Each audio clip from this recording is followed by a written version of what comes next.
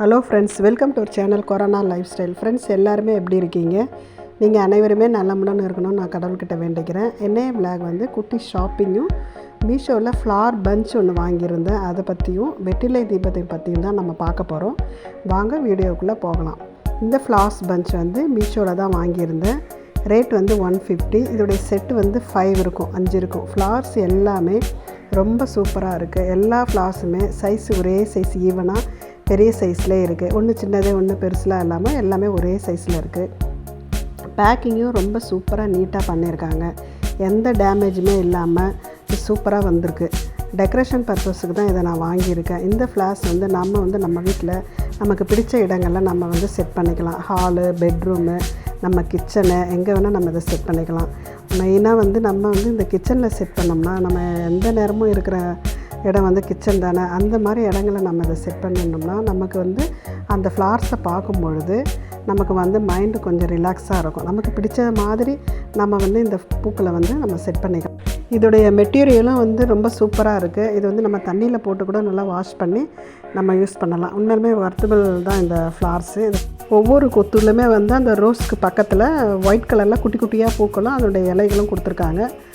நல்லா இருக்குது பார்க்குறதுக்கும்.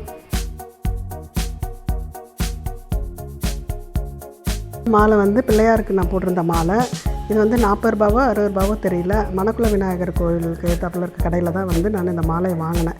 இதே போல் மாலைகளை வந்து நம்ம வந்து வீட்டில் இருக்க குட்டி குட்டியான அம்மன் சிலைகளுக்கு நம்ம செய்யலாம்னு சொல்லிவிட்டு இந்த பொருளெல்லாம் நான் வாங்கினேன். ஒவ்வொரு பாக்கெட்டுமே வந்து 10 ரூபா, 15 ரூபா, 20 ரூபா, அவ்வளோதான். இந்த பெயிண்ட் டப்பா வந்து ஒன்று வந்து 25 ரூபா. இது ஏன் வாங்கினேன்னா, உருளி இருக்குயா, உருளி வந்து ஃபுல்லாகவே அந்த பெயிண்ட் எல்லாம் உறிஞ்சி போயிருந்தது. சரி சொல்லிவிட்டு அதையும் வந்து நம்ம பெயிண்ட் பண்ணலாம் அப்படின்ட்டு அதை வாங்கியிருக்கேன். இந்த விளக்கு வந்து காற்று செம்மையாக அடிக்குது.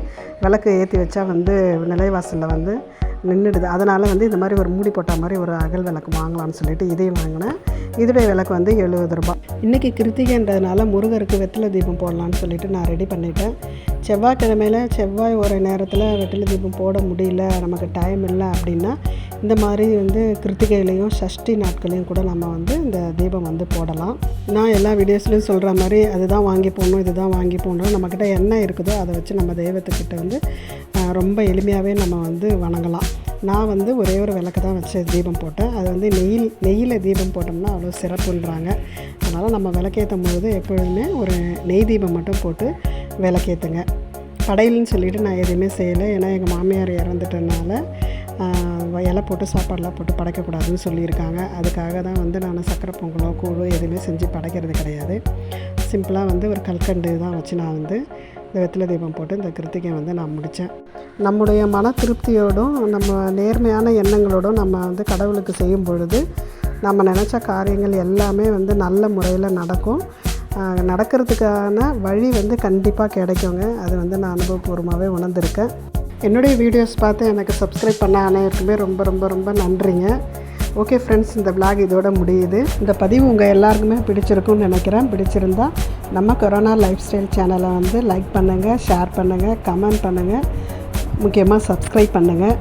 மீண்டும் இது போல் வேறொரு பதிவோடு நான் உங்களை சந்திக்கிறேன். ஓகே ஃப்ரெண்ட்ஸ், பாய்.